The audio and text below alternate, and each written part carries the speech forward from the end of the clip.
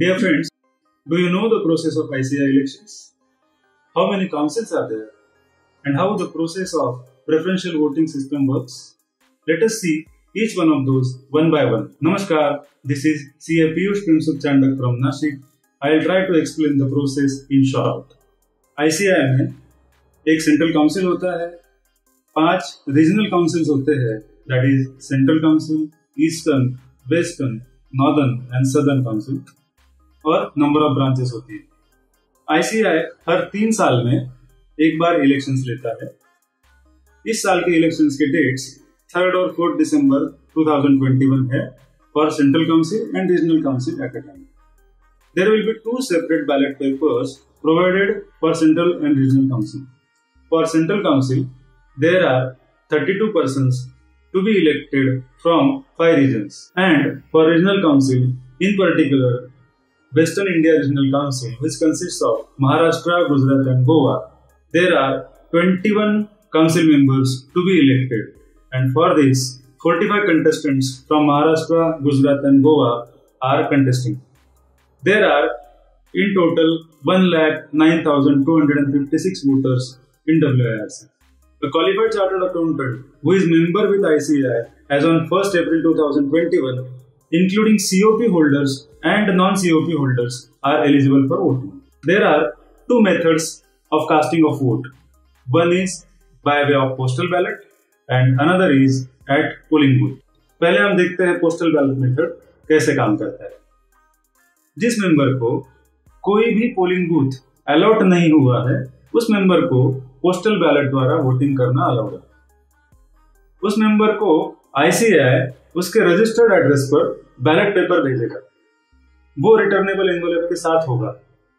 Member को अपना vote करके बैलेट पेपर आईसीआई ने भेजे हुए रिटर्नेबल एनवेलप में और अपने रजिस्टर्ड एड्रेस के पोस्ट ऑफिस से ही भेजना है।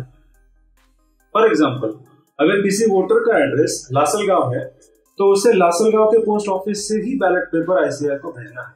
अगर उसने मुंबई पोस्ट ऑफिस से भेजा तो उसका वोट इनवैलिड हो जाएगा। इसे भेजने की लास्ट डेट 10 दिसंबर शाम 5 बजे तक है। Now we will see second method, that is polling booth.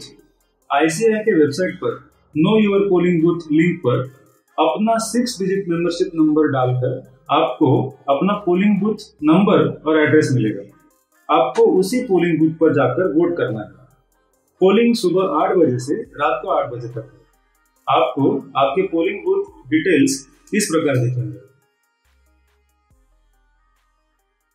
Now for the first time ICI has introduced facility of anywhere voting in this election. Member can cast his vote from any state of India for the contestant of WIRC. For example, any member having registered address in Nashik can change his polling booth to Mumbai or Delhi. अगर आपको outside WIRC की city में polling booth change करना है तो उसकी due date 11 नवंबर है, और अगर आपको आपका polling booth with in WIRC change करना है तो उसकी ड्यू डेट 18 नवंबर है। Please note, there is no option of online voting. Every year, many ballot papers are treated as invalid for one reason or other. Therefore, we have to take following care. You should write your preference only in numbers. आपको आपके preference सिर्फ numbers में ही लिखने हैं। आपको किसी एक candidate को फर्स्ट प्रेफरेंस देना जरूरी है, और ध्यान रहे फर्स्ट प्रेफरेंस सिर्फ एक ही कैंडिडेट को देना है। उसके आगे आप मैक्सिमम प्रेफरेंसेस दे सकते हैं। इन नंबर्स के अलावा बैलेट पेपर पे आपको कुछ नहीं लिखना है। वोटर्स का साइन नहीं होगा, नाम नहीं होगा, कोई वर्ड नहीं लिखा जाएगा, कोई टिक मार्क नहीं किया जाएगा, अदरवाइज आपका बैलेट पेपर इनवैलिड हो जाएगा।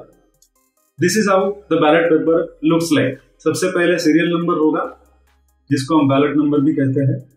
उसके आगे कैंडिडेट का नाम होगा, which will be in alphabetical order in English as per ICI records. For example, मेरा नाम पीयूष है, बट ICI के रिकॉर्ड से हिसाब से मेरा पूरा नाम चांडक पीयूष प्रेमसुख ऐसा है, तो मेरा नाम आपको अल्फाबेटिकल ऑर्डर में C के जगह पे मिलेगा। उसके आगे कैंडिडेट का फोटोग्राफ होगा और एक स्क्वायर बॉक्स दिया जाएगा जहां पर आपको आपका प्रेफरेंशियल वोट नंबर लिखना है। Now we will see preferential voting system which is also called as single transferable voting system। सबसे पहले कोटा कैसे कैलकुलेट होता है वो देखेंगे। वोटिंग कंप्लीट होने के बाद total number of valid votes गिने जाते हैं। Please mind friends, valid votes गिने जाते हैं। That is why you should vote with due care. In number of valid votes को एक डिवाइडिंग फैक्टर से डिवाइड किया जाता है, जो कि होता है number of candidates plus 1। For WIRC it will be 21 candidates plus 1, that is 22। अब इसका जो आंसर आएगा that will be the quota. For example WIRC में अगर वैलिड वोट्स 46,200 होते हैं, उसको डिवाइडेड बाय 22 करके आंसर आएगा 2,100 and now this will be declared as quota. इसके आगे शुरू होगा डिस्ट्रीब्यूशन ऑफ वोट्स। हर कैंडिडेट के खाते में फर्स्ट प्रेफरेंस वोट गिने जाएंगे। जिस कैंडिडेट ने ये कोटा कंप्लीट किया उसको इलेक्टेड डिक्लेयर किया जाएगा। उसके बाद उसके सरप्लस वोट्स बाकी कैंडिडेट्स में उनके नेक्स्ट प्रेफरेंस के हिसाब से फ्रैक्शन में डिस्ट्रीब्यूट होंगे। ये डिस्ट्रीब्यूशन कंप्लीट होने के बाद में एलिमिनेशन राउंड शुरू होगा। इसमें जिस कैंडिडेट को सबसे कम फर्स्ट प्रेफरेंस वोट मिले थे वो सबसे पहले एलिमिनेट होगा। उसके सारे वोट्स जिस कैंडिडेट को सेकंड प्रेफरेंस मिला है उसको ट्रांसफर होंगे। इस प्रकार ये प्रोसेस जब तक 22वां कैंडिडेट एलिमिनेट नहीं होता तब तक शुरू रहेगा। And this is how 21 candidates will be elected.